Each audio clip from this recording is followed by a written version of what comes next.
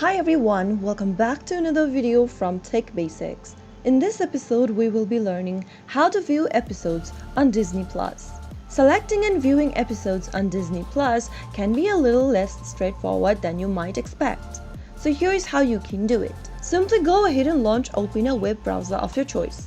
Also make sure to log into your disneyplus.com account, and once you're in, go to the top of the screen and click on the series button at the top. Once you do that, you will come across the list of episodes and series. You can select the genre of the series you'd like to watch from the top category. Choose the category of your choice and start playing the episode by clicking on it. This will now display the episodes for the selected content, from where you can select the seasons from the drop-down and choose the episodes to play on it.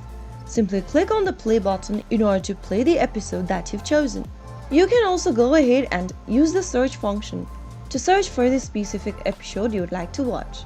Simply go to the top of the screen and click the search icon, and if you already know the name of the specific episode, type it down in the text box. So that is how you will be able to view episodes on Disney+.